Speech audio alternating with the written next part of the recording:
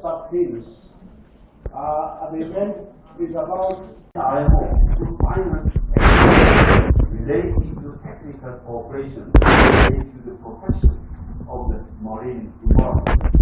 Excellencies and distinguished guests, our future depends on healthy ocean, and the use of the world ocean intensifies of ocean-based industry. And as more stakeholders get involved, there is a need for closer collaboration and communication to ensure the sustainable development of activities in our oceans.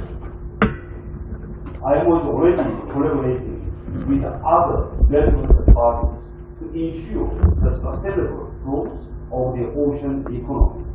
And IMO is now ready to intensify this collaboration to ensure healthy ocean and the sustainable ocean economy for our future. Synergy between the UN agencies, African Union, and the government in the area of the blue economy.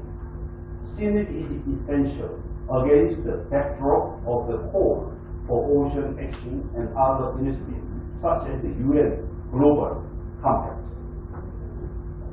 Finally, I wish you all a fruitful discussion and look forward to sustainable outcomes from the conference and this side event.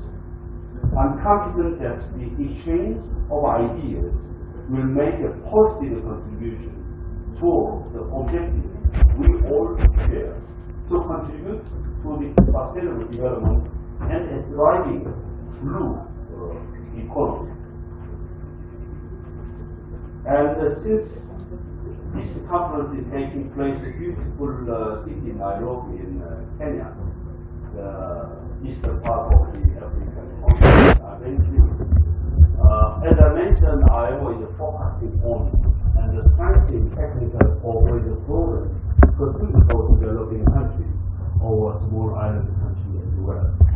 So, in line with that technical cooperation, we are very concerned, very interested in developing and promoting maritime activity industry in the African countries.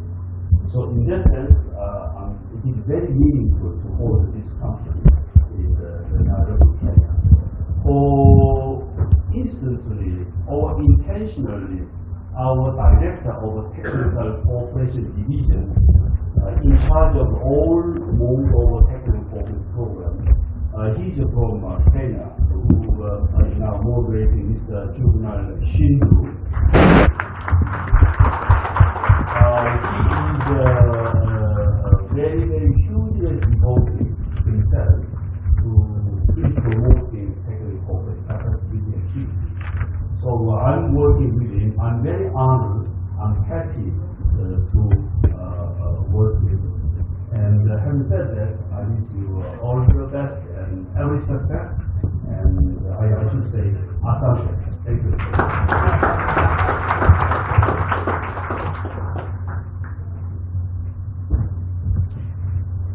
Thank you, Secretary General.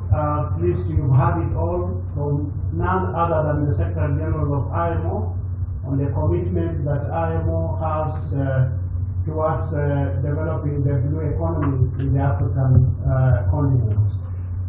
In that regard, it's now my pleasure to invite the representative of the chairman of the African Union, His Excellency Ambassador Albert Mujanga. Ambassador, please.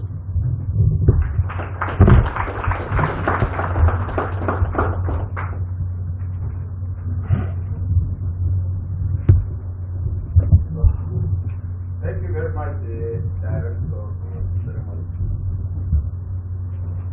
Your Excellency, the Secretary General of the International Maritime Organization, Your Excellency, the Minister from the Kingdom of Norway, I'm happy to be with you this afternoon. The topic is very long, and I think it's quite purpose. And I think it has been indicated that there are sub-themes. That's why it's very long.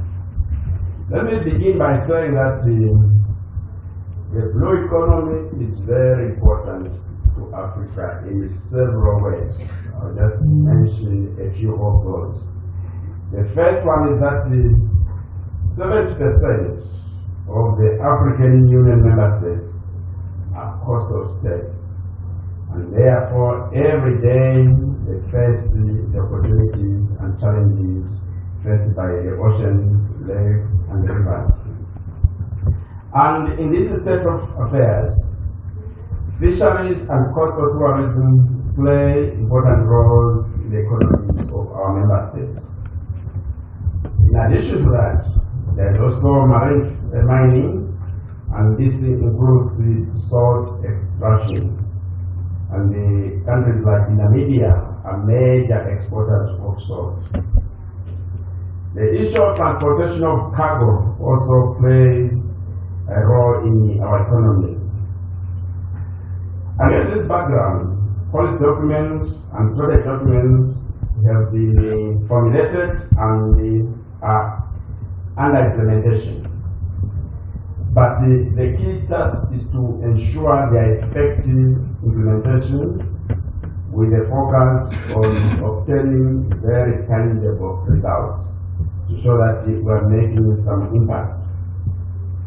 Some of the documents have been mentioned in the long topic that is before you this afternoon, and these are Agenda 2030, Agenda 2063 of the African Union, and the Africa Integrated Maritime Strategy. We can also add to this set of documents the Lome Charter on Maritime Security, Safety and Development in Africa. The most important task for humanity is to ensure environmental sustainability,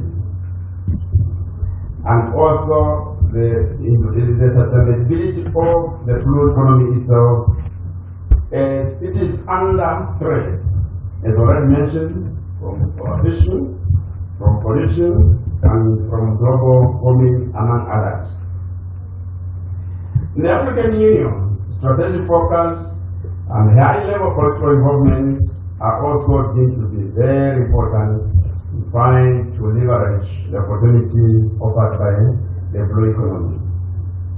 At the continental level, the African Union, with a division of blue economy in the Department of Rural Economy and Agriculture, work to create it started under the Department of Trade and Industry, which I head.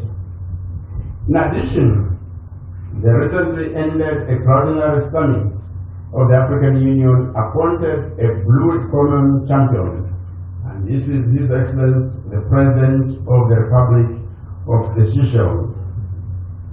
These two actions will give high-level commitment and visibility to the implementation of the blue economy policies and strategies at the African Union level. Another key task is the question of developing innovative financial instruments for financing blue economy projects and programs. Some of these include blue economy bonds, which I mentioned this morning during the speeches by the heads of state and government, as well as financial commitments under environmental sustainability and climate change global programs, in addition to blended finance and impact investments that and these are just a sample of those financing arrangements. At the African Union level, we are also mobilizing the private sector to play a key role in our development. We've done so by coming up with the African Continental Free Trade Area, whose agreement was signed on 21st March this year. And through them, we are able to work with the private sector, such as the Afro Champions, and we are also able to work the private sector, such as the African Ship Owners Association. And our view in all these, our focus in all these arrangements is to ensure that they bring on board investments that are going really not just to develop the blue economy, but other aspects of development. I think have been very highlighted in fact a number of discussions that where there is poverty, there is really a grave danger of making worse the environmental situation. So, in this context, the private sector is our partner, let me say. So, with those few words, I would like to end here and thank you for your kind attention. And I'm very, very impressed that there is a large turnout. Thank you very much.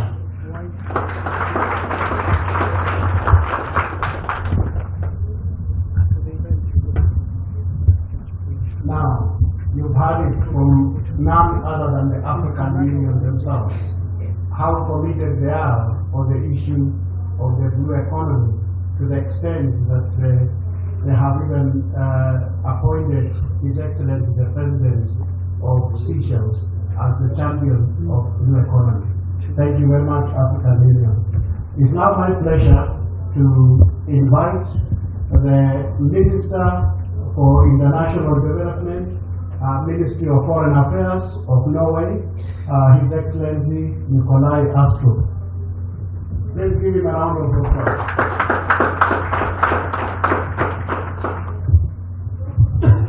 Excellencies, distinguished guest delegates, let me start by thanking my co-panelists.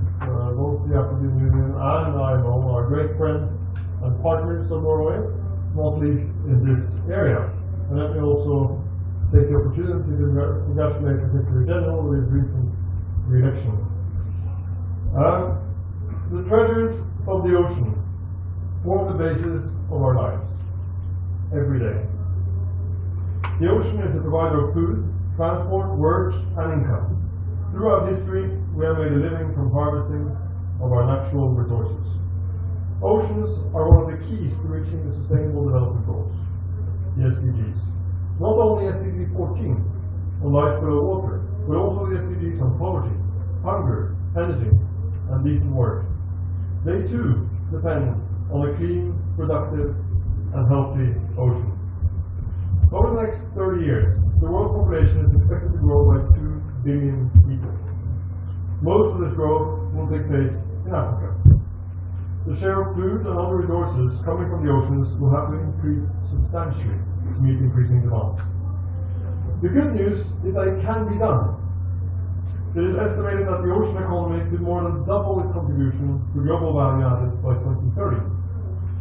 The bad news is that the current state of the oceans gives cause for serious concern. And there are multiple challenges. Marine ecosystems are under pressure from global warming, ocean acidification, and pollution.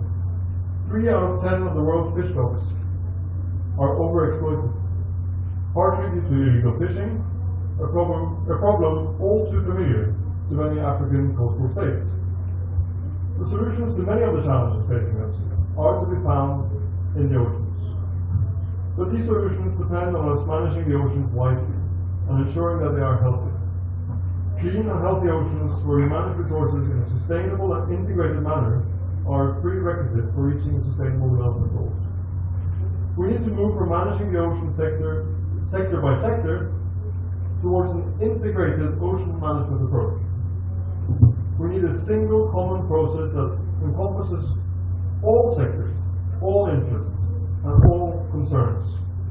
And this broad perspective must be science-based and must take into account both the opportunities and the risks entailed in further developing our ocean resources.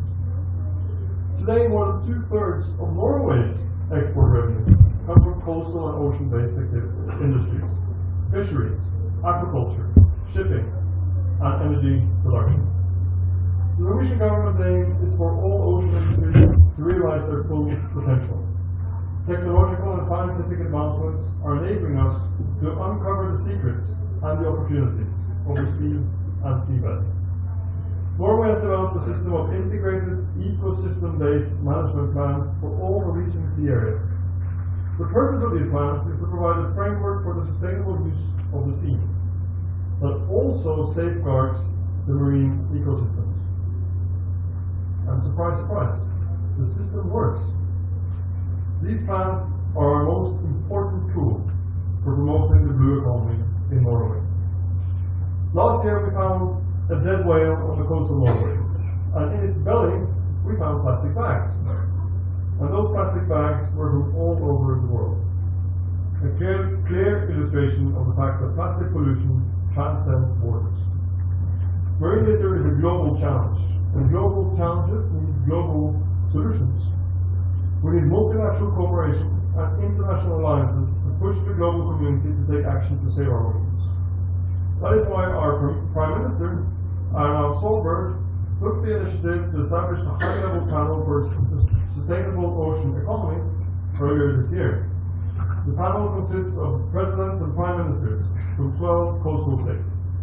It will examine the relationship between clean and healthy oceans, sustainable use of oceans, and economic growth and development. Representatives of ocean industries and civil society will give advice and input, and a group of experts will provide scientific background information.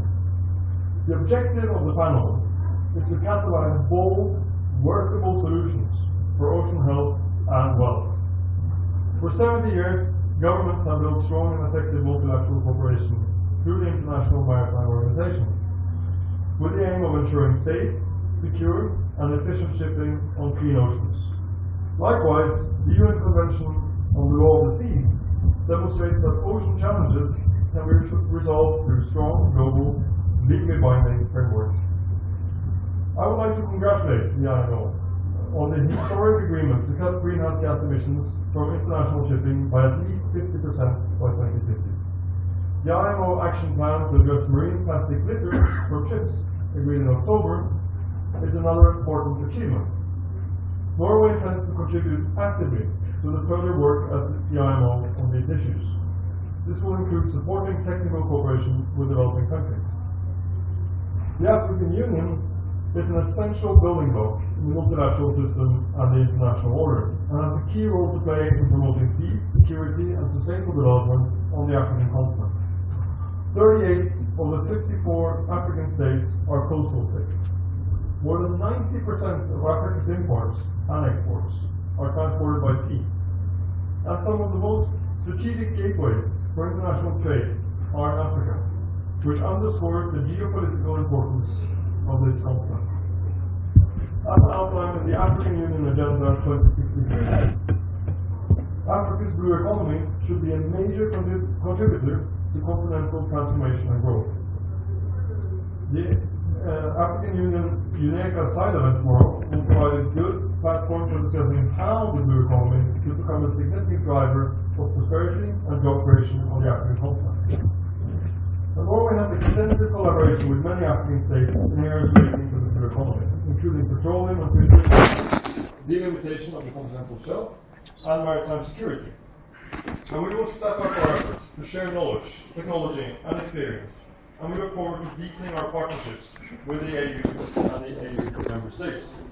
The maritime industry is a vital partner in the efforts to promote a sustainable blue economy. For more than 50 years, the North Shipping Event has attracted major maritime industry players from across the world. Leading figures from the international value chain, vital arena for strategic deal making and networking. North Shipping 2019, to be held in Oslo in June next year, is expected to attract over 50,000 and around 1,000 companies will set up business plans. The entire hall will be devoted to the theme of the blue economy. Particular focus will also be on Africa.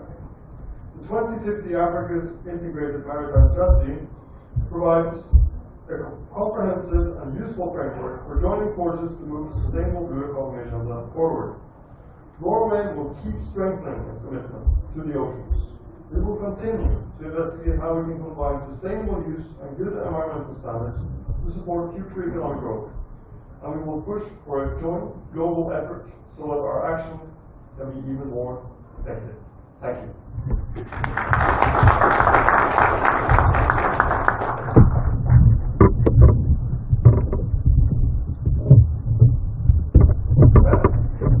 We've had from none other than a very strong partner, Norway.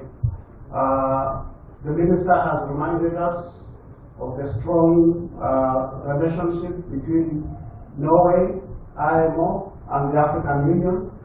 Indeed, he has reminded us that 38 states in Africa are coastal, and therefore Norway will continue supporting both the African Union and the IMO in implementation of its mandate.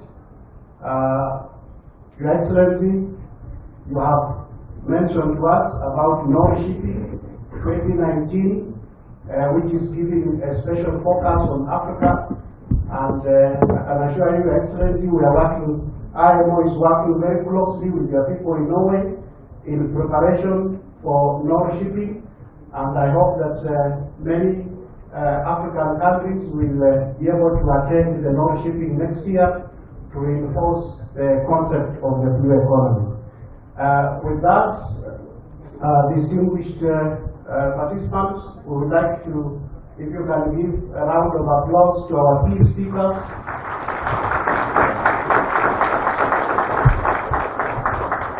And if you can allow them to leave so they can have their lunch as we continue with the panelists. Your Excellency, you are also taking part in the fourth team, so you are free to have lunch and come back to join the panelists for the fourth team. Thank you.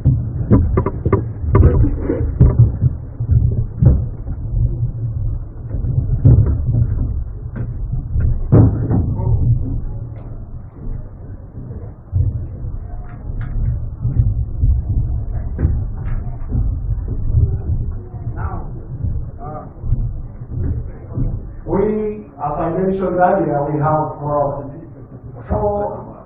sub-themes. I intend to take the first sub-theme and the second sub-theme together. And in that regard, I will invite the panelists for the first sub-theme and for the second sub-theme to come to the podium so that we can start. The first sub-theme is the potential and challenges of maritime transport and shipping for the blue economy and in the Africa trade. In that panel, we have Admiral Mohamed Lamin Fadiga, former Minister of Mines and Minister of Oil and Gas of Cote d'Ivoire.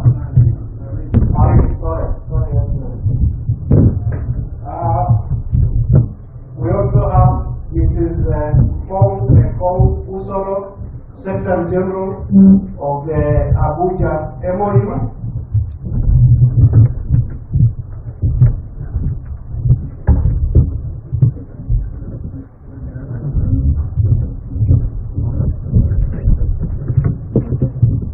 And we also have the first team, Silje Parakestem, I hope I pronounced it well, from Norway. Please, you're welcome. The second sub-theme is towards harnessing the resources of the African maritime domain and the implementation of the continental strategies.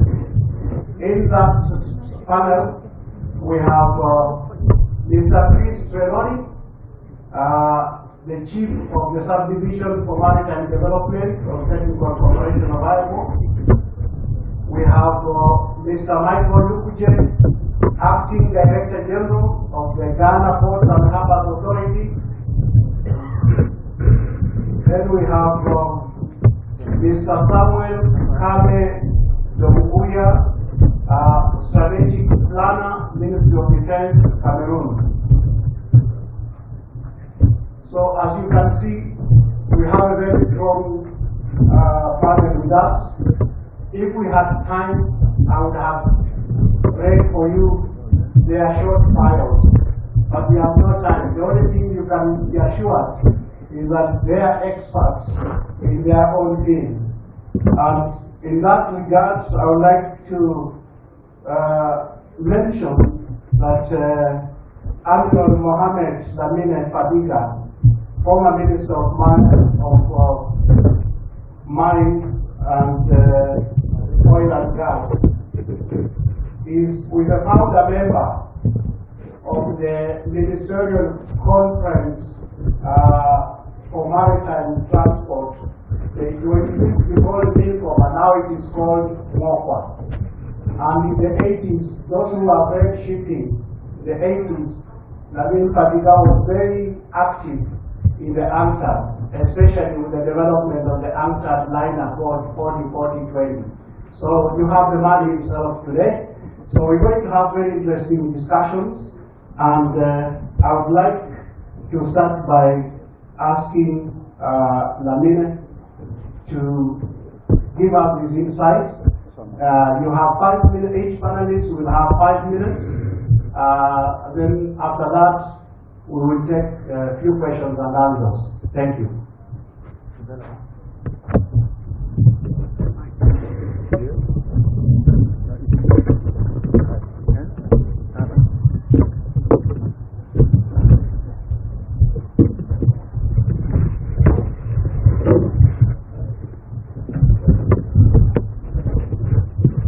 Monsieur le Président, honorables invités, Mesdames, Messieurs, je vais essayer de brosser un tableau de l'évolution des transports maritimes en Afrique, singulièrement en Afrique de l'Ouest et du Centre, dans les 5 minutes qui me sont arrivées, et voir quelle est la problématique qui se pose aujourd'hui à nous dans le cadre de l'économie bleue.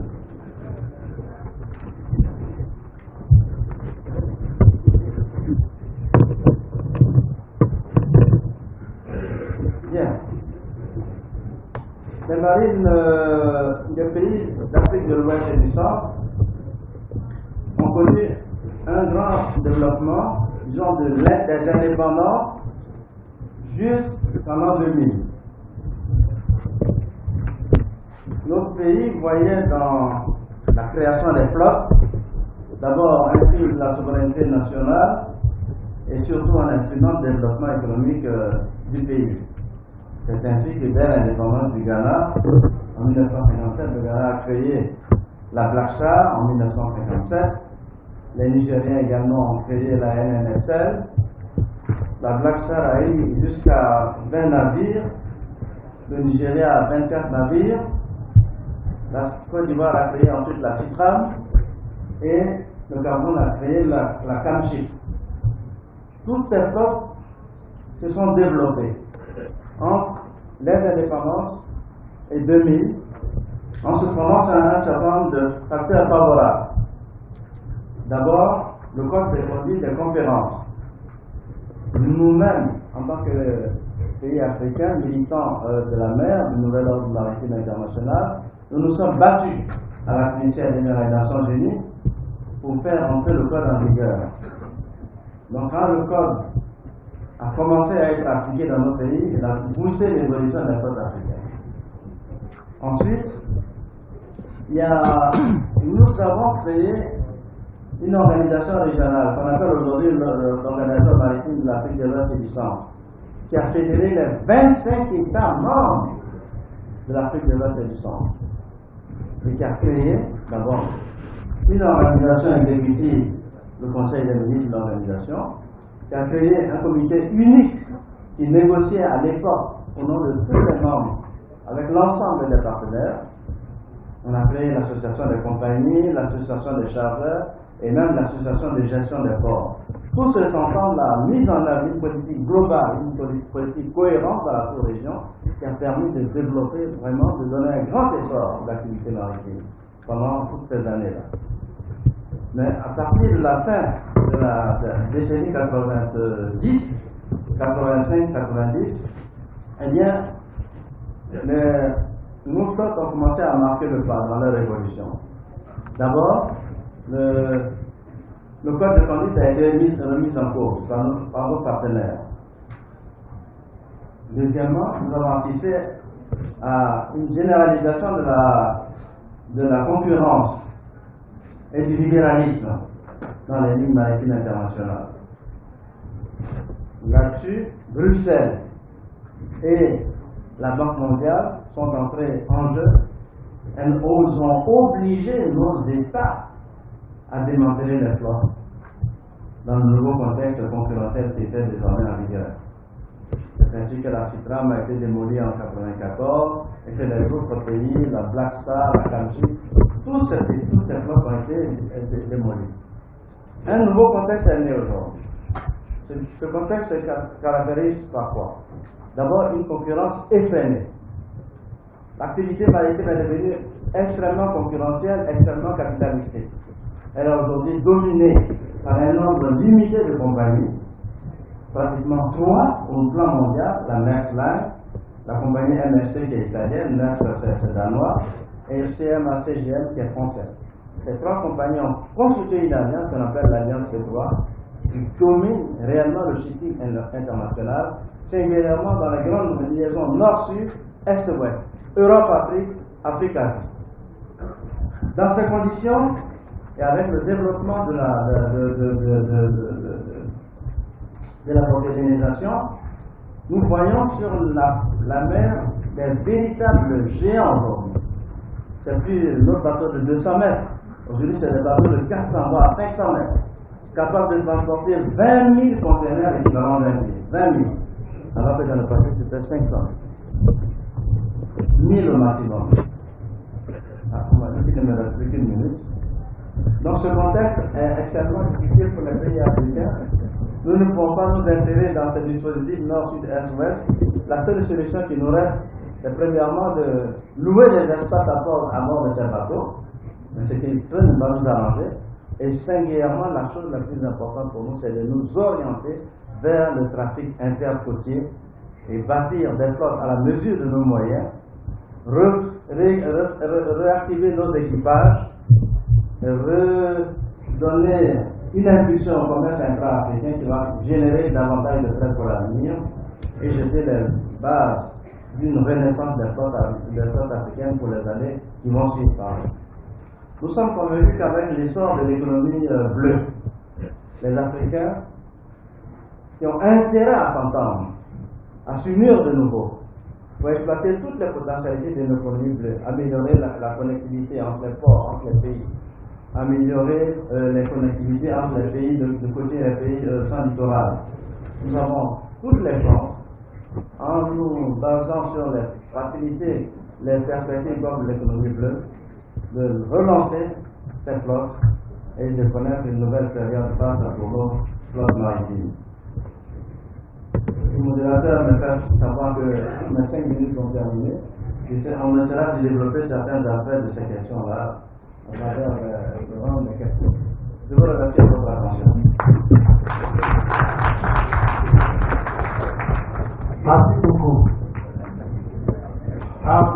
We actually have made arrangements for simultaneous interpretation, and we have interpreters here, but I'm told we didn't have enough earphones. So for those who are not able to follow, if we have any earphones still left, would you please pass them around so that we can use them? Now I would like to call upon Mrs. Uzoro to give us her insights, please. Thank you very much. Good afternoon and welcome back from your lunch. Throughout the morning, we've heard about the potentials regarding the blue economy. We have known and we have been told repeatedly that Africa is a giant island surrounded by oceans and seas, and about the several countries that are 20 states and the 5 island states. And so we wonder, how come we have not maximally utilized these great resources that we have left? So I will focus more, not on the potential because we've heard a lot of it, but on the challenges and perhaps agitate our minds on why we are where we are. The reality being that over 80% of our imports and exports are achieved by foreign-owned vessels. Why is it that we have not made an inroad into maritime transportation? Well, part of the reason, to borrow British favorite place is big liners. Indeed, big liners to the extent that we sometimes do not realize the enormous potential of the maritime resources in wealth creation and in job creation. And therefore, you discover that we do not focus on developing that maritime industry. We do not devote resources to the maritime resources industry as we do to other sectors of the economy. In several African countries, if you ask about the national development plan for the next 10 years, some of us have this document. For Nigeria, we have it on 2020. Other countries also had a national development plan. If you ask, what was the place of maritime industry or shipping in those areas? What happens in my country, it's almost what happens in other countries. In those development plans, you will see thematic areas like energy, like solid minerals, like manufacture, etc. But little attention is paid to developing the shipping sector. And it seems like that comes involved in the sense that we tend to forget that for those other thematic areas like energy, like agri, solid minerals, oil and gas, to be profitable and to generate the income that we desire, there is a transportation aspect of it. Because you need to transport those finished products, or even if they are economics of raw material, and you also have to even get exports, like the machineries that we need in all of those sectors. Now, if you do not get the shipping sector right, definitely the cost of production is going to be so high that you end up not improving our economy. So when that happens, it's just one way of showing that we tend not to realize the potential that the maritime sector offers our countries. So why does that happen? Even though the policymakers know that we are import dependent and that we also export, why does it happen? Some have posited that because of absence of sophisticated expertise in policy formulation, conceptualization, and implementation. And that is largely correct. Because we kind of tend to be just focused on the familiar territory of what we are used to and forget to experiment, sometimes also because of fear of perceived backlash from developed countries, not knowing that even the WTO that sometimes people get worried about as well, promotes development according to your national interests, and that even the liberalization is supposed to be gradual. So those kind of fear sometimes does not allow us to welcome policies that will develop our indigenous shipping. For instance, like cabotage. A lot of people have been scared of it because they think it will allow the WTO commitments. But that's not true. Because we know the countries that do cabotage, like Norway, that's how they also started already. Canada, with their Coast White Act, and all of those ones, they are WTO member states. And they do it because they know they have prioritized shipping as a key area for their national development. I want to end, I've been given a red card, so I don't think I've done 5 minutes. I want to say that the silo approach to development goals does not work. We have to look at the maritime industry as a whole industry, which has several facets, because the fiscal incentives on one aspect, on one area, if it's not properly couched, properly developed, it also affects the other areas. You can't go into shipping or compete favorably with foreign ships when you know that where you're coming from, they don't have beneficial tax regimes, whereas those ships where they come from, no importation tax, subsidies, a lot of beneficial tax regimes. So we are unable to compete. In fact, it is so unattractive to even get into shipping. And I think we want to just congratulate the IMO for getting into this area, because normally we think of IMO as just talking about implementation of IMO instruments. But for them to now talk about trade, trying to link regulation with economic growth is something that is very much welcome, and I think all the other regulatory bodies will put it like in Nigeria. IMASA started publishing the economic forecast, and it's letting us know that regulatory compliance leads to economic growth, because it will create jobs. It will give a good reputation to the flag, and if it does that, you have more people, more private sector partners coming to register ships, and eventually our economy will grow. And thank you very much for making the panel show diversity and inclusion. And that is what we want to also recommend, that diversity and inclusion in maritime sector after this session. Thank you. Thank you very much, Madam Musora, for that insight. And I would now like to invite Marcus Ken from Norway to again give us her insights with reference to Norway. Thank you. Yes, so thank you so much for that. And thank you for having me, and thank you for the last comment about diversity. So I'm very happy to be here, and I am here in place of our director, Per Martin Tongo, who sadly couldn't be here today, but he's sending his best regards from Norway.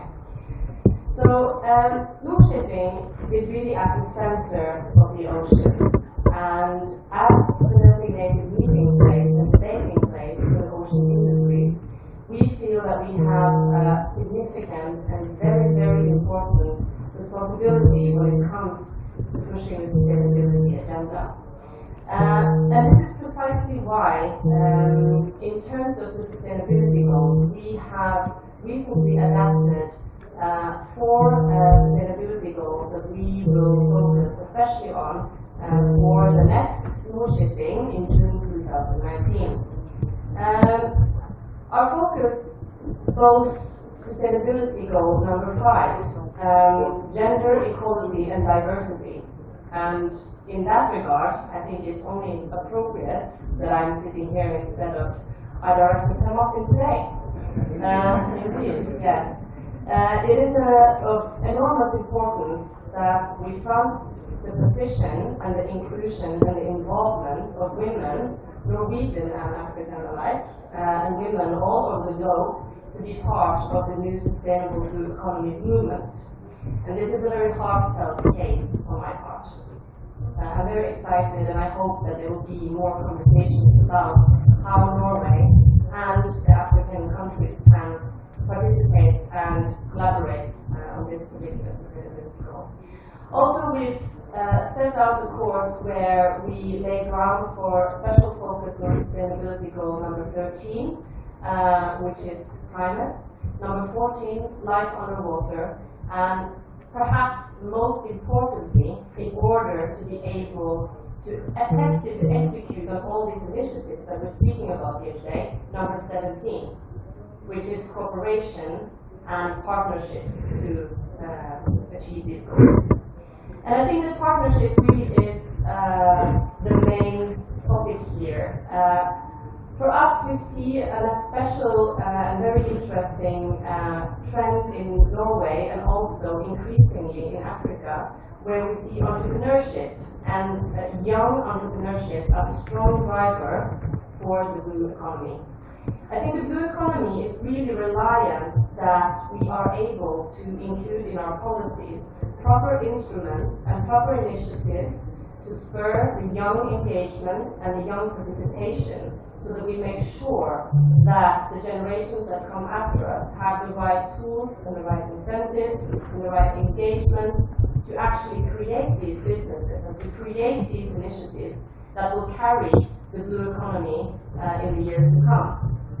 And that's why one of the most important things, I think, for Nord shipping also in the upcoming conference in 2019 is to show that one of our engagements in these international collaborations, and also the collaboration with Africa at Nord shipping, will be with focus on the diversity elements, the young elements in the startup and entrepreneurship realm of the shipping industry. I strongly believe that we are in need of an infusion of new, innovative ways of thinking about how we are going to cooperate in years to come to fulfill all of our plans. In general, I also would like to say that the relationship between Norway and several of the African countries, and especially Kenya, since we are, after all, in Nairobi in this conference, is of great importance to us. What we can do is to really emphasize that collaboration between our countries And seeing as Kenya being, for us, a very interesting portal to reaching the region and to reaching the regional challenges with investments, that is also something that I'm very eager and hoping to discuss with the panel and outside the panel. Financial investments in the sustainable economy is of vital importance. And I really hope that Norway will pave the way of another wave of investment in Africa. We've been very early with several very important investments in energy, in infrastructure, and supporting governmental setups. And I really, really hope that in years to come we can also support that kind of infrastructure build-up happening in the maritime and blue economy. I would also just like to stress that in terms of the development and cooperation activities that we will be looking at engaging in for the time to come, I would very much welcome all of you that are interested in becoming some way a part, thank you, 1 minute, one way or the other of any of our sustainable development and blue economy efforts at Moore Shipping, be that Africa at Moore Shipping or something else. Please, you're very welcome to reach out to me at any point. I will be in the conference throughout Wednesday, and I hope to speak with many of you about our forward and future cooperation.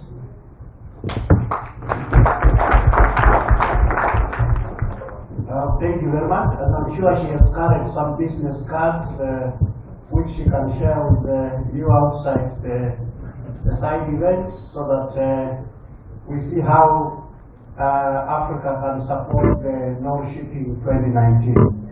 And now I would like to call on Mr. Chris Trelawney as we enter into the second sub-theme, which is on Chris, what are you speaking on? Now I'm painfully aware that I have got 5 minutes. If I overshoot, I will. Sub-theme 2 is towards harnessing the resources of the African maritime domain and the implementation of continental strategies. And I'd like to focus briefly on 2 elements of that. First is the resources and the untapped potential of the African domain. Now, my learned friend, the Secretary General, picked me up on a phrase I often use, which is sea blindness. Not appreciating the value of the maritime sector. I would also go 1 stage further and suggest there is a serial problem of wealth blindness. Unaware of the actual value of what's in the sea. How much is your fish actually worth if you develop it sustainably? How much is your oil and gas actually worth to you? Not how much are people prepared to pay for the licenses, but what should they be paying? So it's an understanding of what's out there. And it is no shortage of intellect in Africa. There's a shortage of resources. But I would suggest that government should be talking to their universities, to their think tanks. Actually, let's have a scientific analysis of what it's worth out there, then we can work out what we're going to spend on it and do the planning that way. The other untapped potential in Africa is its people. Vibrant, hard-working, bright people who should be going to sea in ships. I'm hot as I feel on that, but there's an awful lot of potential out there. So IMO can assist in training seafarers, assisting the training centres, etc., building that African potential for intra-African trade by sea, perhaps promoting more manufacturing in Africa rather than exporting raw material with no value added and no employment opportunities in Africa. And on that people side, clearly the involvement of women in maritime is a key issue. And I'll just give a shout out to Helen Day, standing at the back of the room, who is our champion on women in maritime programme. Why anybody would write off 50% of their talent pool just defeats me. So let's get more women at sea. If you're relying on physical strength to get you out of trouble, you've done something wrong. The other area is the issue of continental strategies. There are myriad continental strategies out there. There's the Agenda 2063, there's the African Integrated Maritime Strategy 2050, Lomé Charter. These are wonderful, very aspirational documents. They're absolutely right. But what they lack is a clear roadmap for how to get there.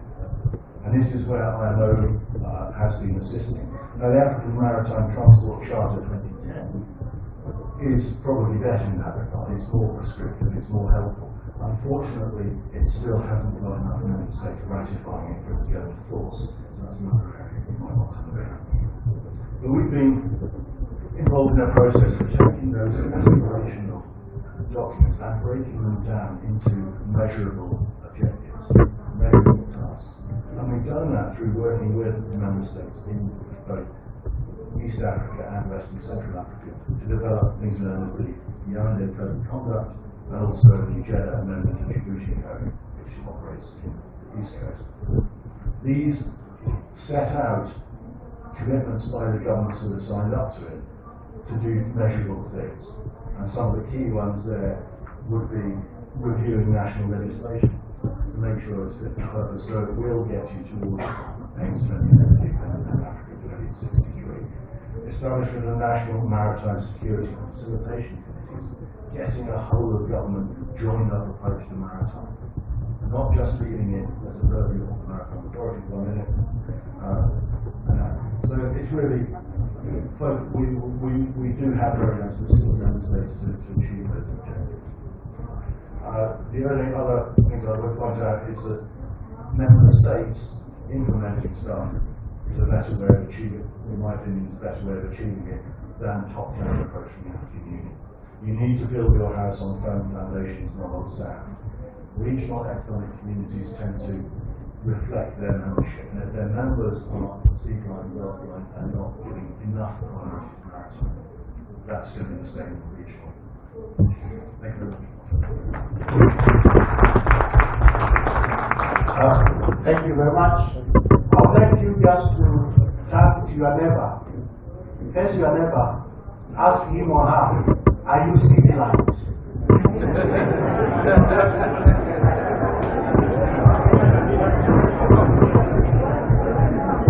Thank you.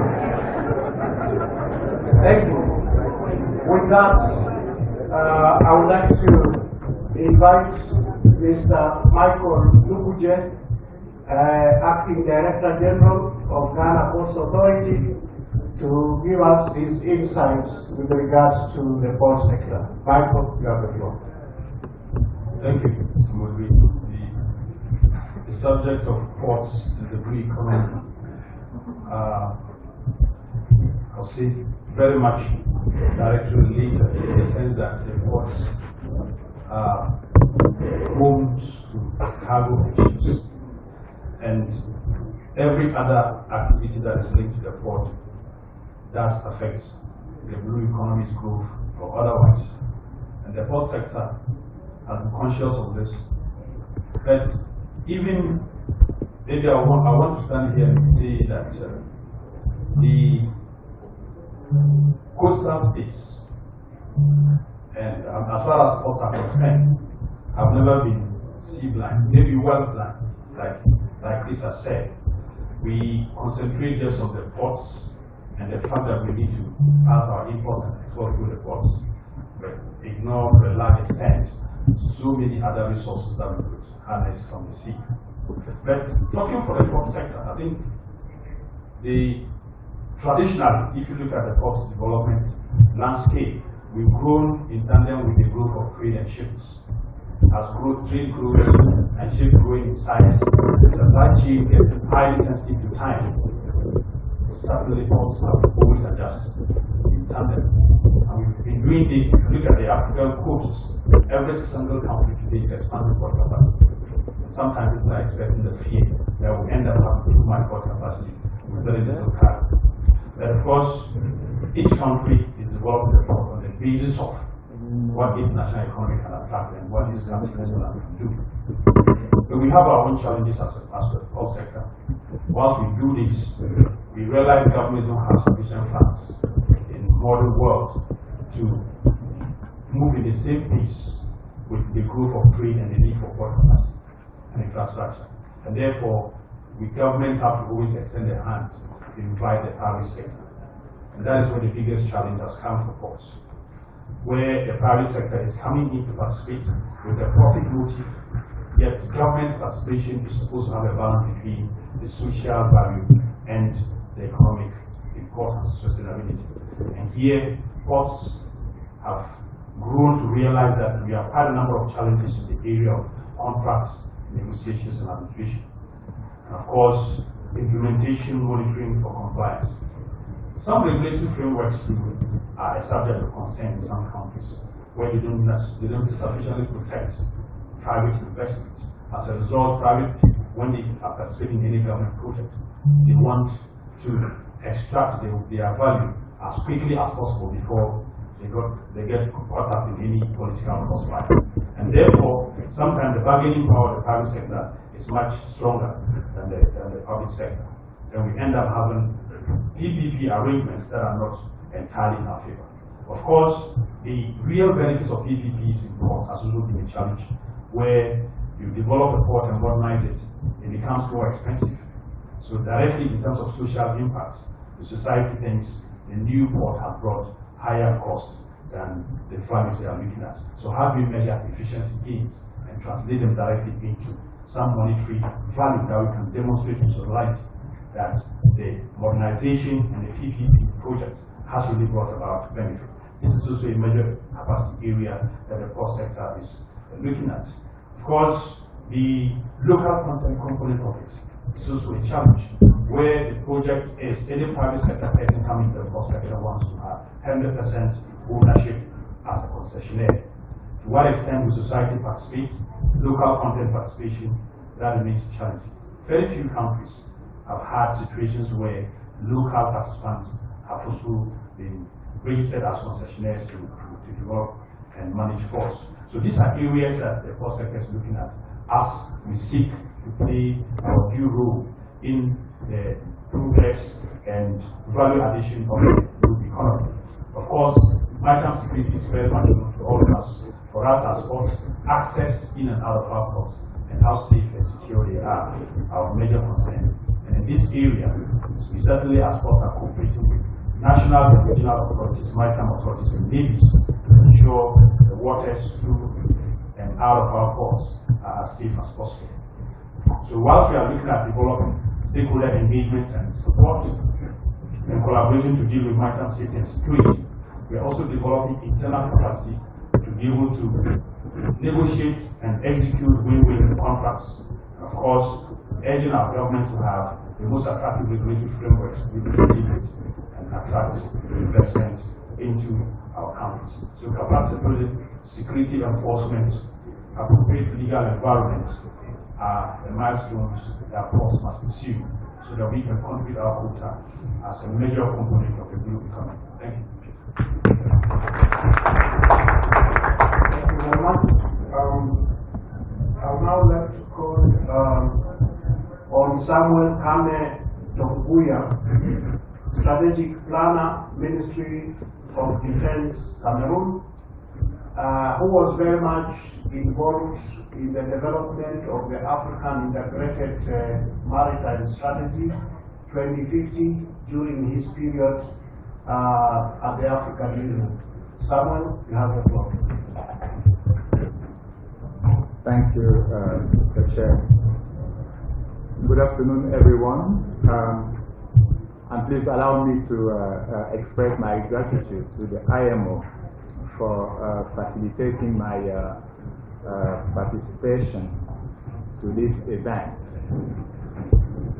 My English is very poor, so I would like to know if tous les francophones qui sont dans la salle sont OK, que je continue en anglais, ou est-ce qu'il faut que je switch en français?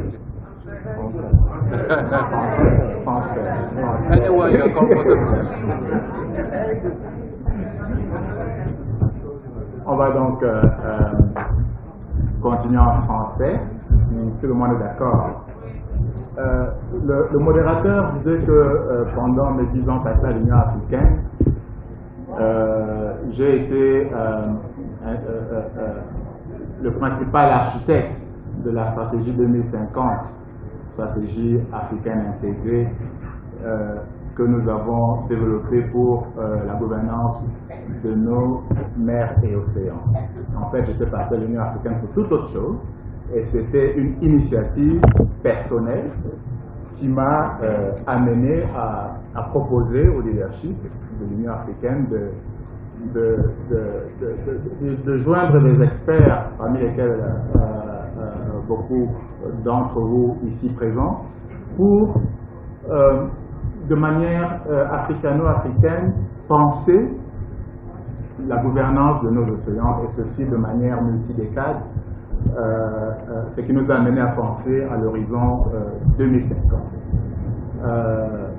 William, Azou, Sobantou, Nancy et bien d'autres que je n'ai pas eu la chance de voir se souviendront qu'à l'époque, en 2008, quand je commençais ce processus, tout le monde se moquait de moi, tout le monde se demandait c'est quoi l'économie bleue, les économies ont maintenant des couleurs, et j'ai encore souvenir d'une séance où William Azou a dû dire à son voisin expert, parce qu'il venait de toute l'Afrique,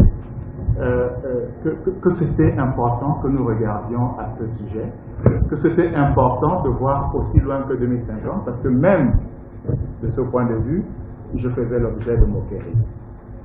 Vous comprenez à quel point je suis heureux, très émotivement heureux, de voir tant de monde aujourd'hui réunis ici à Nairobi pour parler d'économie bleue. Je pense que nous n'avons pas perdu notre temps. Beaucoup nous reprochent, je l'ai entendu, l'implémentation, la mise en œuvre du plan d'action de la stratégie africaine intégrée pour les mers et les océans à l'horizon 2050. Oui, il y a un retard. Oui, nous avons du mal à goupiller, à mettre en musique toutes les forces qui doivent être prises en compte dans la mise en œuvre de cette stratégie.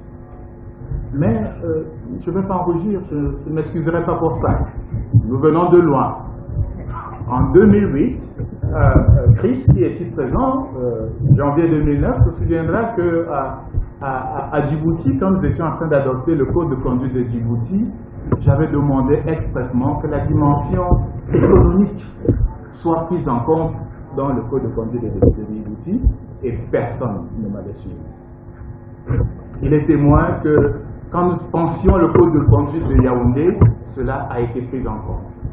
Cela veut dire que entre 2009, janvier 2009 et juin 2013, au moment où les chefs d'État adoptaient le code de conduite de Yaoundé, il a fallu du temps. Mais nous y sommes arrivés. Donc, là, je m'adresse à ces jeunes Africains qui sont ici présents dans cette salle. C'est vrai, on parle de sea blindness. C'est vrai, on parle de world blindness. N'oublions pas que nous venons de loin. Les rapports que nous avions avec les mers et les océans ne sont pas les mêmes que certains avaient. Nous avons des rapports plutôt très négatifs, compte tenu de notre passé, sur lequel je vais parvenir ici. Nous avions une approche pas très entrepreneuriale par rapport à ce que nous avions vécu dans le passé. Mais il est de notre responsabilité, avec les partenaires qui sont ici présents, il est de notre responsabilité de développer, ça c'est déjà fait, des stratégies au niveau continental, au niveau sous-régional, il y en a qui sont déjà développées, à ECOWAS par exemple. Au niveau national, il y a des stratégies qui sont développées, l'île Maurice, les Seychelles et l'Afrique du Sud, et j'en passe. Mais nous devons prendre le temps de domestiquer notre approche par rapport à la mer. Nous avons suivi l'Union africaine aujourd'hui nous dire que voilà, aujourd'hui, un département de l'économie bleue est en train de mettre en place. C'est ce que nous avions prévu, nous avions suggéré en 2008. You remember this, Sobantou? Ils sont en train de dire aujourd'hui que cela est en train d'être mis en place alors qu'une déclaration, la déclaration d'Addis Abeba, en 2012, l'avait déjà mentionné. La décision qui a adopté la stratégie africaine pour les mers et les océans avait déjà mentionné les chefs d'État, mais c'est aujourd'hui que nous sommes en train de mettre en place. Donc, il n'y a pas à en rougir. Essayons de faire le plus vite possible, mais faisons bien. Parce que les générations futures nous tiendront comptables. They will hold us accountable of what we're doing today. So let's, how do you say that? Shoulder to wheels. Do you say that in English? Let's together pool our assets, mutualize our assets, and leverage the necessary political will. I can tell it is there. There is still work to do in that regard. Let's make sure that we have that critical mass. I don't know if it is acceptable in English. Between experts, cross-sectoral experts in Africa, to make sure that we streamline our ideas, we are focused on what we want, because the future generation will not be dependable on what other people have crafted for them. We as Africans, we have to take that responsibility. It is our duty. We were trained for that. We were sent to school for that. So it's our time to deliver. It's our time to leave a legacy for future generations. Otherwise, they will have to cope with strategies that have been crafted for them by other people. Thank you very much. Someone, your English is very good.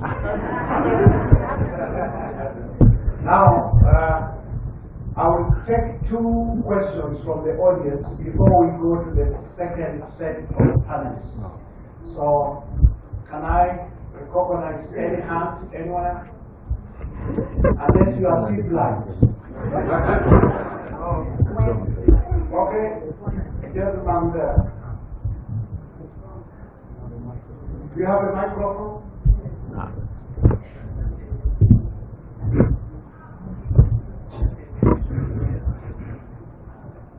While we are waiting for a microphone, he's still asking, we are waiting for a microphone for the gentleman to ask a question. Thank you very much. My name is Ab Bamba. I'm the Executive Secretary of the African Convention. I'd like to congratulate the panelists for the wonderful presentations. My question goes to Samuel of the African Union. How much money has been put together by African countries for the implementation of the 2015 African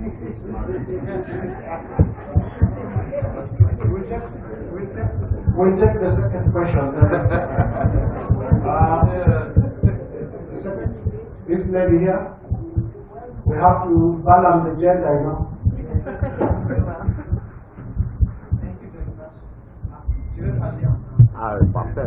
Je viens du continent africain, c'est tout à fait normal. Je voudrais féliciter tous les panélistes qui nous ont entretenus, et qui étaient très divers dans les domaines qui sur le même sujet. Ne soyez pas étonnés que je vienne, parce que je suis d'un pays enclavé. Nous avons 6 frontières, mais nous sommes là. Nous sommes très délégués par l'économie bleue. Ce que j'ai, le petit pincement que j'ai, c'est que c'est la plupart des représentants de pays du littoral qui parlent de l'économie bleue. Alors que les pays enclavés, nous sommes complètement dépendants des pays du littoral. Tous nos biens, pour tous, nous sommes obligés de parler par les pays du littoral. Et notre pays, nous avons des relations avec le port de Lomé, le port de Téma, de Ghana, le port de la Côte d'Ivoire, Abidjan, le port de Cotonou. Nous sommes obligés de construire ce qu'on appelle des terminaux, des ports secs à l'intérieur de notre pays pour stocker tout ce que nous importons à travers le monde. Donc, d'une certaine manière, les pays enclavés contribuent et participent à l'économie bleue. En retour, la question que je voudrais, c'est pas une question, disons une suggestion. J'ai beaucoup aimé l'exemple donné par le représentant de la Côte d'Ivoire sur les politiques africaines au départ qui ont été implosées ou explosées par les forces extérieures. Je dis, au lieu de rester entre pays du littoral, quand ça devient compliqué, associer les pays de l'intérieur. Parce que nous aussi, nous sommes une force qui devrions nous appuyer dans ces politiques parce que nous dépendons sur vos différents corps. Donc, mon commentaire, c'était que, d'une certaine manière, introduisez-nous dans les sujets, intéressez-vous à nous dans les sujets parce que nous sommes dépendants de tout et nous apportons nos opinions pour la participation des espaces dans vos différents corps. Merci beaucoup. Merci. Samuel, will you speak to the first question, please? Yes, thank you. Actually, he's trying to kid me, Abu Bama, my dear brother. Because we have worked a lot on these issues, and one of the prerequisites,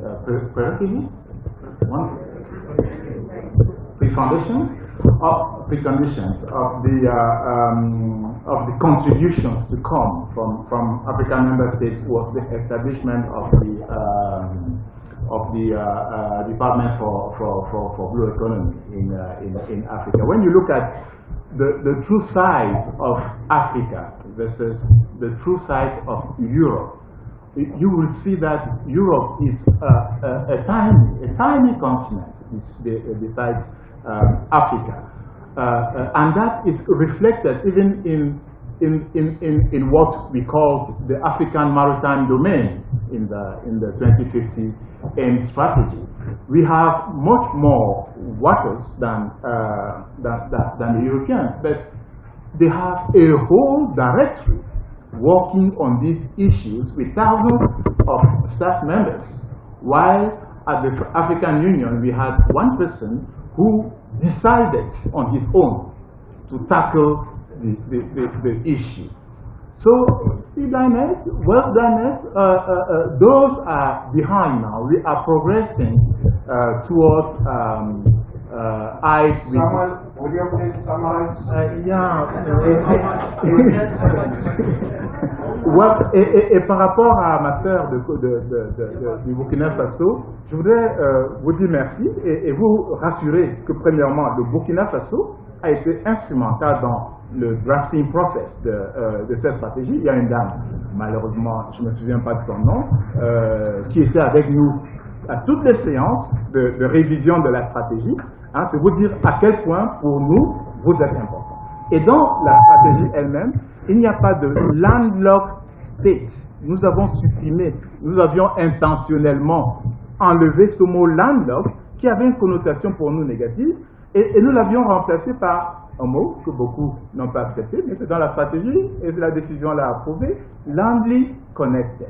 Donc il n'y a pas de pays enclavé en tant que tel, nous sommes tous connectés d'une manière ou d'une autre, de manière intermédiaire à la mer et aux océans. Voilà. Thank you, Samuel. You have 17 minutes. Will you take the second question, please? Just give the answer. Rassurez-vous que c'est très compétent. Je voulais rassurer madame, ma soeur. Notre souci permanent, ça a été la connectivité avant la lettre, je vous assure.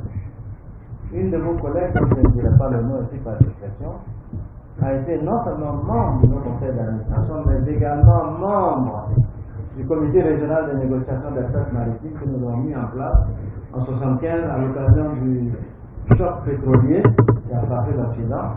L'Occident, les pays de droit voulaient transférer chez nous les chefs de cette pays. Nous nous sommes défendus en faisant bloc, justement avec les pays qu'on appelle sans littoral, mais la situation de Samuel est tout à fait élégante. Donc, aujourd'hui, je peux vous assurer que la vision que nous avons de l'économie bleue est une vision encore beaucoup plus intégrée. L'Afrique doit se souvenir que nous sommes le seul continent entouré par la mer. Il n'y en a pas deux dans le monde. Nous sommes le seul entouré carrément par la mer.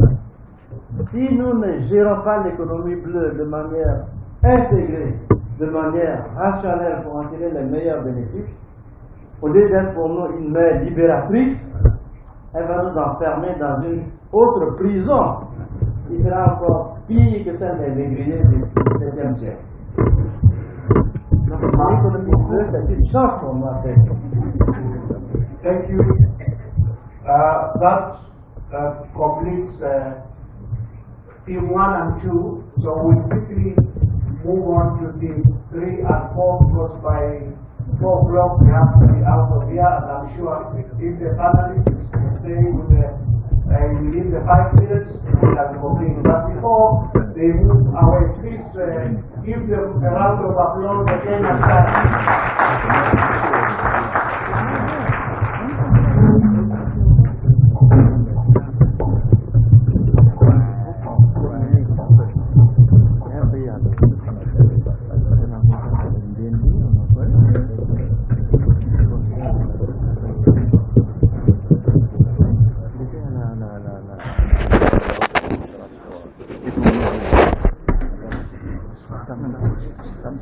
Ça me peut monter? Oui, il a un orange, je crois, non? Non, il est maintenant en caméra. Ah, il est maintenant en caméra. Il est maintenant en caméra.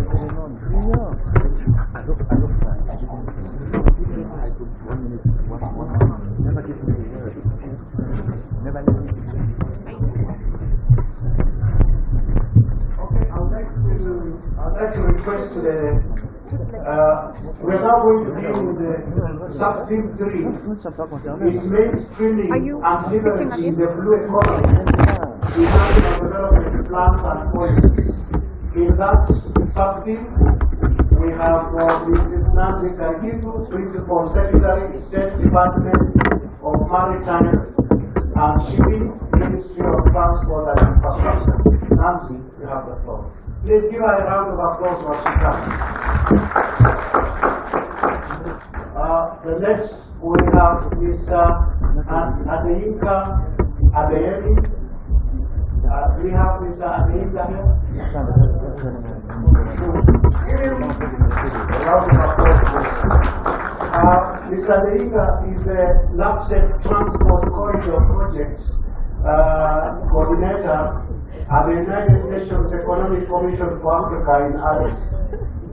Next, we would like again to invite, we are keeping Silje Parankensten from Norway, who is going to give us insights from the Norwegian ship owners' point of view. And I would like to request the panel to keep within 5 minutes so that we can complete the item. But before that, I would like to call on the podium sub-team 4, which is ocean governance and implementation of the 2030 agenda. In that panel, we have again the Honorable Minister, Nikolai Astrup, Minister for International Development, Ministry of Foreign Affairs, Norway, who was one of our keynote speakers, and we are honored that we are accepted to be on the panel. You're welcome.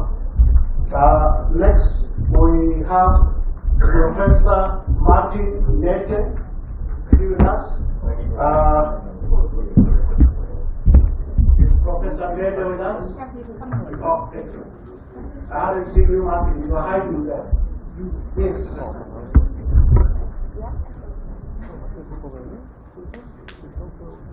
Please give him a round of applause as he comes. The next speaker was Ambassador Albert Mchanga, but of course he represented the chairman of the African Union, and I'm sure he covered whatever he would have covered. So this is the panel that we have, and I would like to request Nancy Kangitu to start this. Thank you. Thank you very much, moderator, panelists, and distinguished delegates. You're in the land of the marathon runners, so we are going to do the best we can to make the best of this opportunity. Now, we've had a lot about the scope of the blue economy, and we are generally agreed that Sometimes it differs in definition for different countries, but it is generally agreed that the appropriate use and conservation of the marine, inland, aquatic, and coastal resources is what is the blue economy, and we all agree that when we get rid of our blindness, it can contribute immensely to food security, job and wealth creation, as well as, most important, an inclusive and sustainable socio-economic growth. But against the wide array of economic opportunities available, the challenge remains on how all these activities and industries can be coordinated and the resources managed so that the blue economy brings out the maximum benefits to society in an inclusive and sustainable manner. We know that the maritime sector by definition refers to a very complex array of activities ranging from facilitation of trade to ports and transport corridors, resource exploitation like fisheries and related activities, extractive industries like offshore mining, and recreational and leisure activities like cruise shipping, sports fishing, diving, boating, etc., to also activities like sailing and diving. Now, given this wide array and broad complex nature of the industry, there are numerous key role players that are responsible for different aspects of operations, management, and policy formulation. We also know and have heard from Madam Ufon Usoro that you plan and you budget for what you know. So when you don't know what it means, then of course it falls by the wayside. And we keep concentrating in road, rail, and aviation all the time. So if we look at the role players, they come at different levels: government, both national and regional levels, state-owned agencies like the maritime authorities, national treasury, customs, ports and port-related industries, security forces, standard bureaus, those are in the public sector. Then we have the private sector. The maritime service providers, we may call them, logistics suppliers, insurers, manufacturers, associations, etc. So the business of all those maritime activities, as we've agreed, they are all generally interconnected, and a decision in one area may adversely affect or may positively impact on the performance of the other sector. So this must be checked, each of them, to make sure that they work together, not in silos, not as disparate entities, but refer to each other, synchronize their operations with each other so that we bring the maximum benefits that they can. So conscious efforts must be made to draw out the potential in each other so that we can complement one another for growth of the sector and the economy. Therefore, this calls for coordinated and sustained efforts in order to exploit the interconnectedness of industries and the human activities centered on the maritime domain. And this is where the integrated and cross-sector maritime policy approach becomes a necessary imperative. It helps to drive the sector's development and enable all the sectors of the national economy to contribute, and most important, becomes the vehicle through which sustainability of the entire industry can be sustained. And the policy then becomes finally the basis for national development plans, budgets, drive legislation and rules that facilitate and enable the sound management of ocean and sea resources for the realization of sustainable development. Thank you. I want another. Well, there is a prize for a panelist who finished without being prompted. And Nancy has won that. Now, I would like to ask Adelina, please give us your answer.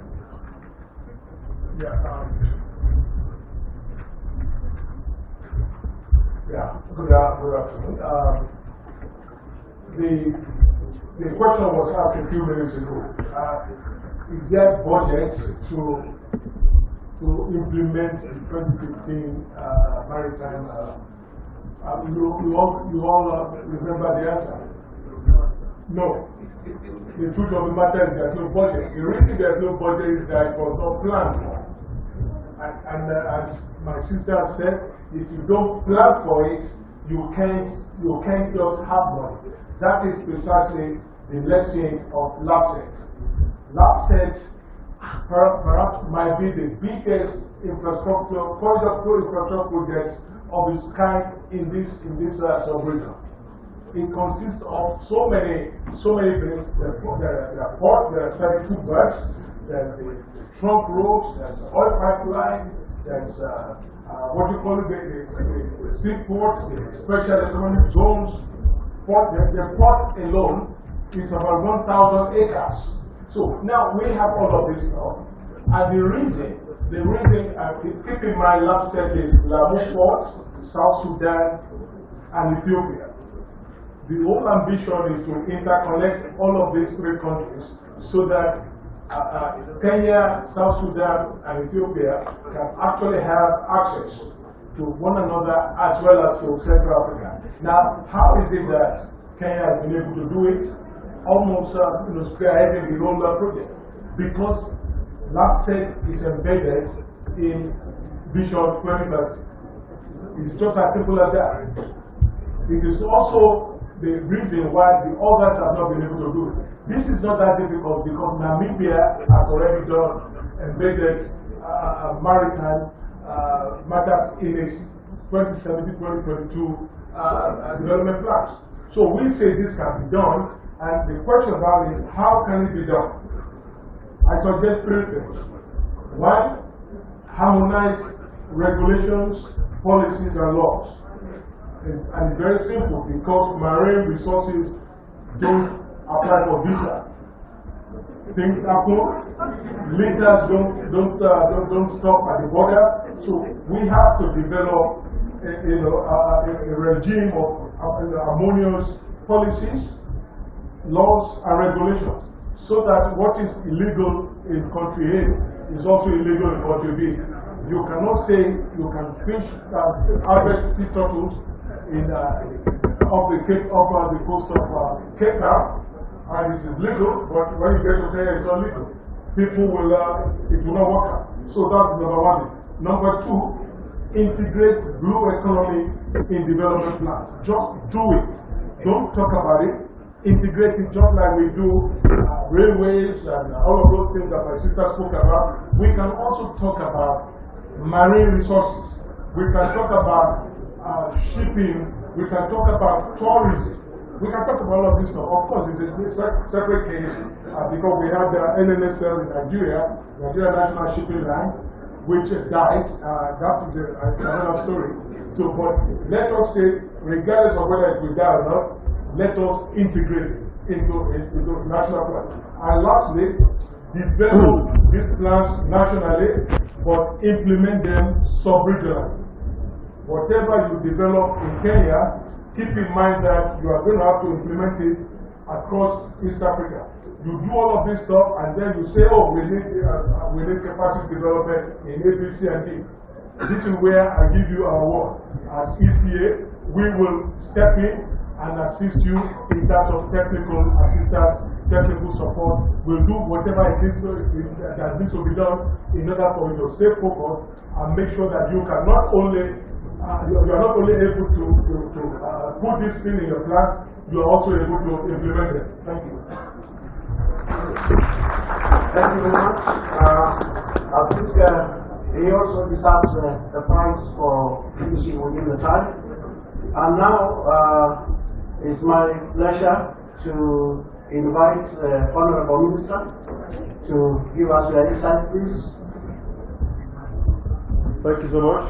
I'll be brief since I've already had a keynote speech. I think much has been said, and good advice has been given.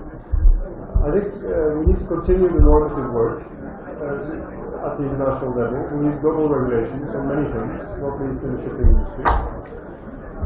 But then the most important maybe is that every country takes charge of their own policies in this area. Which I think the previous speaker also touched upon. We know from the SDGs that most of the finance needs to come from the countries themselves. So about 90% of the resources need to come from the countries themselves. So domestic resource mobilization is key. national policies and strategies which incorporate the oceans and the whole ocean agenda is key going forward, and then we will have to supplement that with a international financial stream, which is why in the case of marine litter, Norway has taken the initiative to establish a new trust fund in the World Bank.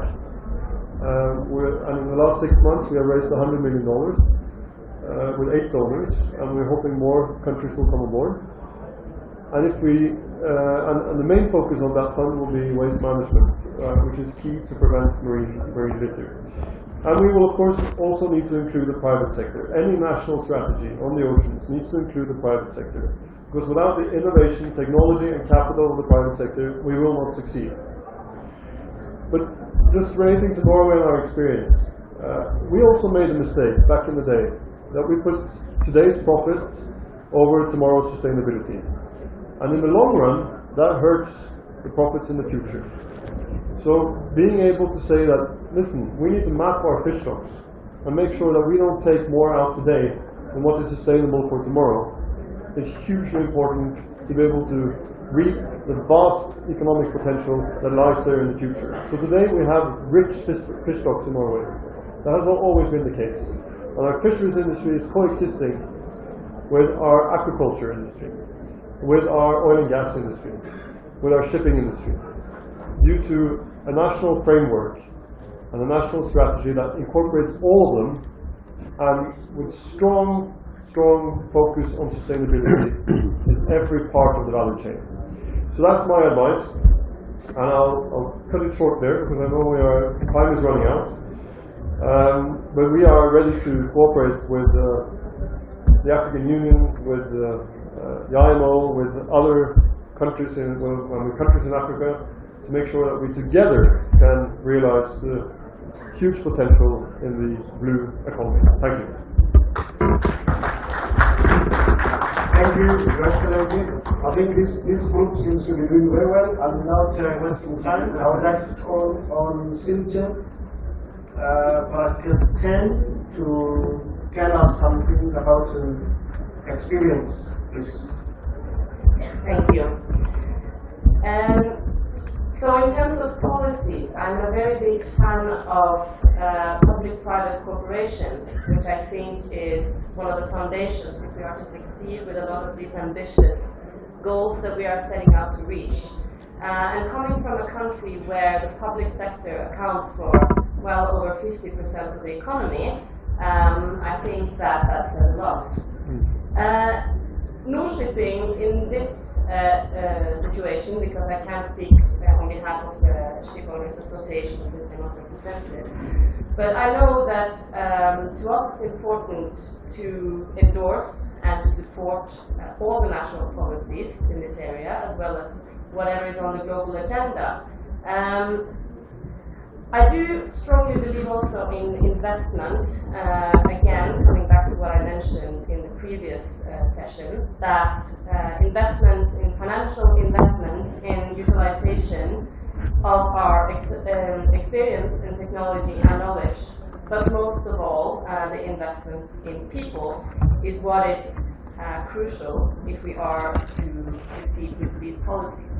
And I think that, like I mentioned in the previous session, that young people and leveraging young initiatives and incentivizing young people, whether it be through universities, through public programs, to private partnerships or public-private partnerships, is of crucial importance. And what we see is an emerging interest also within ship owners and the diverse players in the shipping industry of becoming more geared towards acquiring new talent and more diverse talent in a different way than has been seen before. And I think that on our behalf, what we can do to support this is to make sure that in our events and in our partnerships and in our ongoing efforts as we develop our platform for ocean solutions, we make sure that this is very visible. And like I've also said before, this is one of the reasons why we picked out a few of the sustainability goals that we believe are extra important and affirmative of these goals. So I do also believe that we need to gear up programs that support young people, yes, from all walks of life to pursue creating sustainable income generating activities through direct job creation. And I think that speaking about the blue economy like we are now, I cannot stress enough the encouragement that I want to say to all of you. If you have the opportunity to support the knowledge acquisition of young people to strengthen their ability to be part of this revolution, which is what I would call this, then please use your position and use your voice to do so. Thank you very much for keeping due time. We are under pressure because the next group is waiting outside. But we have our last speaker, who is Professor Martin Bennett, Senior Regional Advisor, Legal and Policy, and Coordinator of the Economic Commission for Africa. Martin, you have the last line. Thank you. Thank you so much. Vous me permettrez de parler en français, s'il vous plaît. Je voudrais remercier l'OMI pour cette grande après-midi organisée avec la CEA. Je voudrais parler de deux choses importantes qui sont des conditions majeures du développement durable et de l'économie bleue, et dont on ne parle pas beaucoup. C'est la sécurité et la sûreté. Il n'y a pas d'économie bleue sans sécurité et sûreté. Il n'y a pas d'économie du tout sans sécurité et sûreté. Les Anglais parlent de safety and security. Et je comprends pourquoi la charte de Lomé parle de sécurité et sûreté pour le développement. C'est parce que les deux sont liés au service du développement. La sécurité et la sûreté sont deux choses complémentaires. La sûreté, c'est tout ce qui concourt à prévenir et à lutter contre la piraterie et les actes criminels en mer. Et on sait qu'il y en a beaucoup. Dans l'océan Indien, sur les côtes somaliennes, dans le golfe de Guinée, il y a même eu des attaques partant de la mer contre une présidence de la République pour voler un coffre-fort.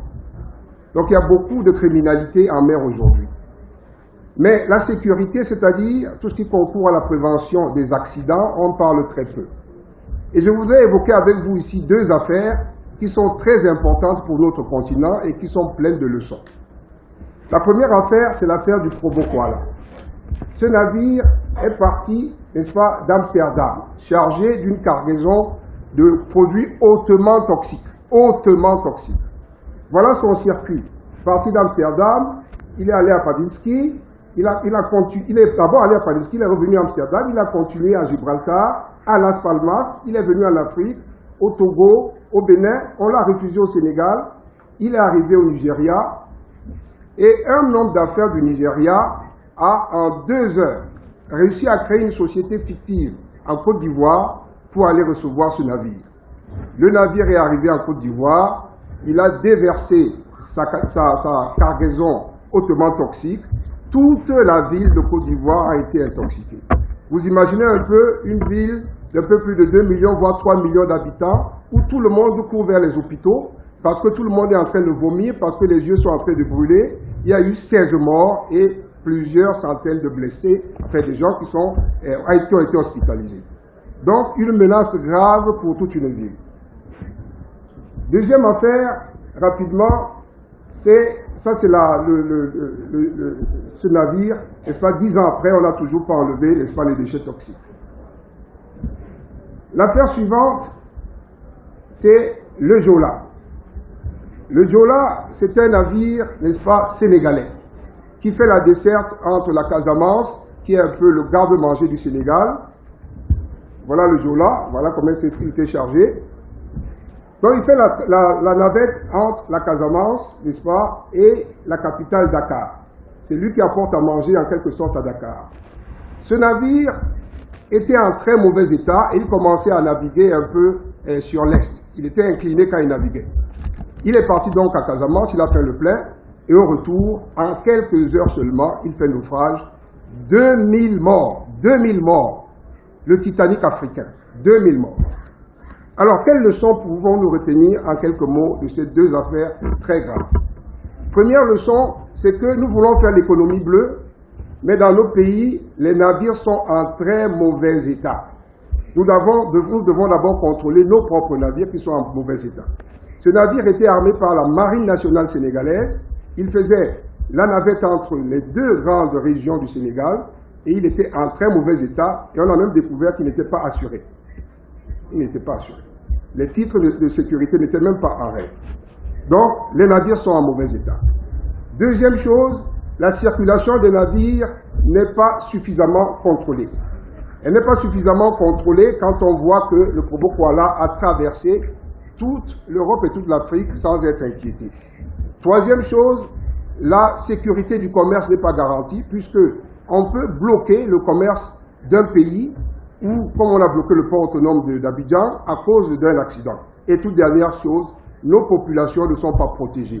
La santé publique, vous avez vu, dans les deux affaires, 2000 morts plus des centaines de blessés, et puis les indemnisations. Je signale simplement que dans l'affaire du Jola, l'État a proposé des indemnisations forfaitaires, les populations n'ont jamais été satisfaites. Dans l'affaire du Probo Koala, il y a eu 100 milliards de francs CFA pour les victimes. On a versé 73 000, mais jusqu'à aujourd'hui, beaucoup de victimes attendent encore. Voilà des leçons que nous devons garder pour que l'économie bleue demain puisse prospérer dans la sécurité et dans la sûreté. Merci beaucoup. Thank you very much. You can tell from the level of interest that if we had more time, we would have continued. But please feel free to make sure you have the contact with the panelists so that if you have any questions that you wanted to ask, you can ask them remotely. With that, I would like to, first of all, thank you very much all those who sacrificed the turn up for this event, and we thank the panel.